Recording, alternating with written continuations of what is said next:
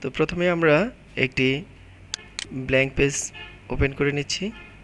এখানে এটি হচ্ছে আমাদের টাইটেল বার, এটি হচ্ছে মেনু বার, এটা হচ্ছে স্ট্যান্ডার্ড বার, স্ট্যান্ডার্ড টুলস বার। এটা আমাদের অটোক্যাডের স্ট্যান্ডার্ড টুল বারস, আর এগুলো হচ্ছে আমাদের অটোক্যাডের টুলস বার। এই টুলস বারগুলো আমরা বিভিন্ন সময় অ্যাড করতে পারি এবং মিনিমাইজ করতে পারি। সেটার নিয়ম হচ্ছে প্রথমে ভিউতে যাব, টুলবারসে যাব, এখানে এখানে ক্লিক করে অ্যাড করতে পারবো এবং ক্লিক এই চিহ্নটি উঠিয়ে আমরা এটা মিনিমাইজ করে রাখতে পারবো। এখানে ড্র বারটিকে আমরা মিনিমাইজ করে ফেললাম, আবার দিলে এখানে অ্যাড হয়ে যাবে। তো এভাবে আমরা বিভিন্ন টুলস বারগুলোকে অ্যাড করতে পারবো এবং মিনিমাইজ করে রাখতে পারবো। এখন আমরা দেখব অটোক্যাডে কিভাবে একটি ডকুমেন্টস বা কিভাবে একটি অবজেক্টকে সেভ করা যায়। তো আমরা প্রথমে একটি অবজেক্ট তৈরি করে নিই।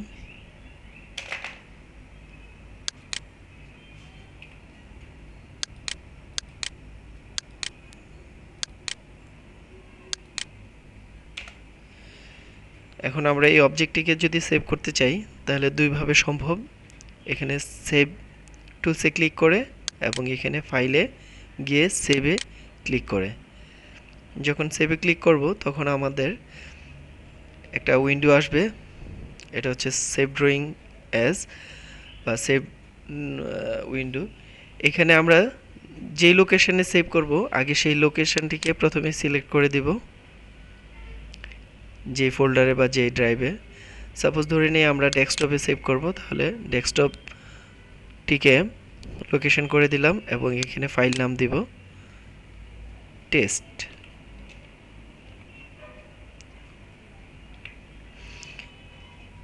এবং আমরা এই অটোক্যাডটিকে যেই টাইপে সেভ করতে চাই এই টাইপটিকে আমরা এখানে সিলেক্ট করে দেব।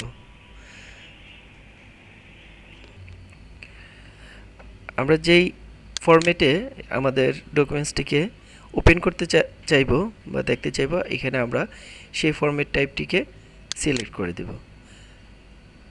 তারপর এখানে সেভ ক্লিক করলে আমাদের ডকুমেন্টসটি সেভ হয়ে যাবে। এবার আমরা দেখি আমরা অটোক্যাড কমান্ড উইন্ডো থেকে কমান্ডের মাধ্যমে কিভাবে আমরা কাজ করতে পারি।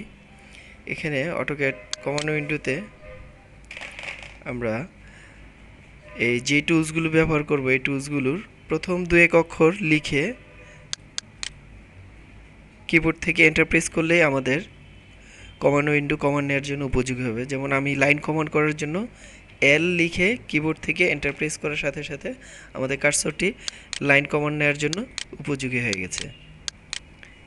ঠিক তদুপরি আমরা যদি রেক্ট্যাঙ্গেল আঁকতে চাই তাহলে REC লিখে কিবোর্ড থেকে এন্টার প্রেস করলে আমাদের রেক্ট্যাঙ্গেল আঁকার জন্য কার্সরটি উপযোগী হয়ে যায়।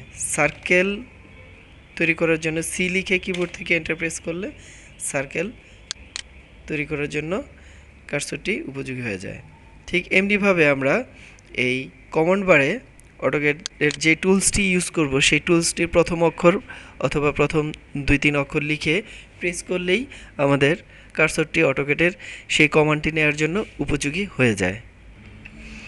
এখানে আরও একটি বিষয় লক্ষণীয় যে আমরা এই অটোক্যাডের টুলস বারগুলোকে ইচ্ছে মতো মুভ করতে পারি। এখানে আমরা এটিকে ড্র্যাগ করে এখানে নিয়ে আসলাম, অথবা এটিকে আমরা এই সাইডেও রাখতে পারি, অথবা এটিকে আমরা এই পাশে নিয়ে আসতে পারি। তো এইভাবে আমরা বিভিন্ন টুলসগুলোকে ইচ্ছে মতো আমাদের স্ক্রিনের বিভিন্ন পাশে আমরা সেট করতে পারি এবং প্রয়োজন মতো আমরা উইন্ডোকে বড় করতে পারি। যদি আমাদের উইন্ডোটি আরও বেশি পরিমাণে দরকার হয় সেই ক্ষেত্রে আমরা এই বিভিন্ন টুলস বারগুলোকে প্রয়োজনে আমরা মিনিমাইজ করতে পারি অথবা ক্লোজ করতে পারি।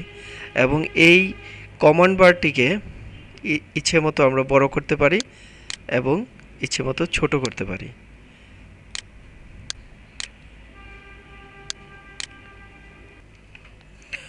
অটোক্যাডে আমরা যে কোনো অবজেক্টকে আমরা ইচ্ছা করলেই 3D তে কনভার্ট করতে পারি।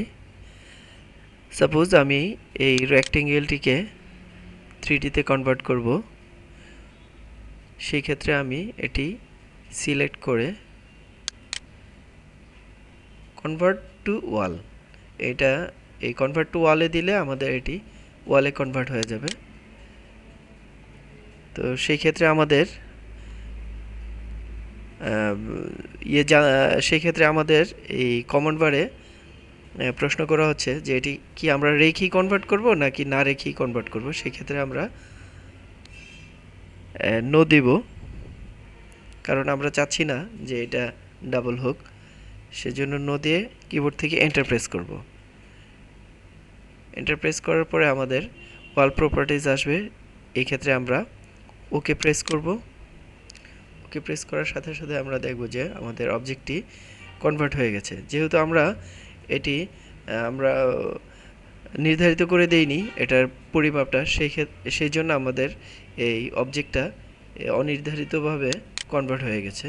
এখন এটিকে আমরা 3D অরবিট ভিউতে গিয়ে দেখতে পারবো যে কিভাবে কনভার্ট হয়েছে। তো এখানে পারফেক্টলি কনভার্ট হয়নি, যার জন্য আমরা এটা ভিউতে দেখতে পাচ্ছি না। তো এখন পারফেক্টলি কনভার্ট করার জন্য আমরা নতুনভাবে একটি অবজেক্ট নেই। তাহলে আমরা এখন দেখব যে কিভাবে একটি 2D অবজেক্টকে 3D তে কনভার্ট করতে হয়। তো এই জন্য আমরা এই অপ্রয়োজনীয় এটি আগে ডিলিট করে দিচ্ছি এবং প্রথমে একটি লাইন নিচ্ছি, যে লাইনটিকে আমরা ওয়ালে কনভার্ট করতে চাই, 3D ওয়ালে। তো প্রথমে এটিকে সিলেক্ট করে নিচ্ছি, এরপর ওয়ালে গিয়ে কনভার্ট টু ওয়াল, এখানে আমরা এন দিচ্ছি এবং আমরা এখানে এই ওয়ালটির বিভিন্ন লেন্থ, হাইট, এগুলো পরিমাপগুলো দিয়ে দিচ্ছি। আমাদের হাইট 5 ফিট, লেন্থ 5 ইঞ্চি। এখন আমরা ওকে দিয়ে দিলে আমাদের এটা 5 ইঞ্চি ইয়েতে কনভার্ট হয়ে গেল, ওয়ালে কনভার্ট হয়ে গেল। আমরা ভিউতে গিয়ে দেখি যে ঠিকই আমাদের যে লাইনটি এটি 3D তে কনভার্ট হয়ে গেছে।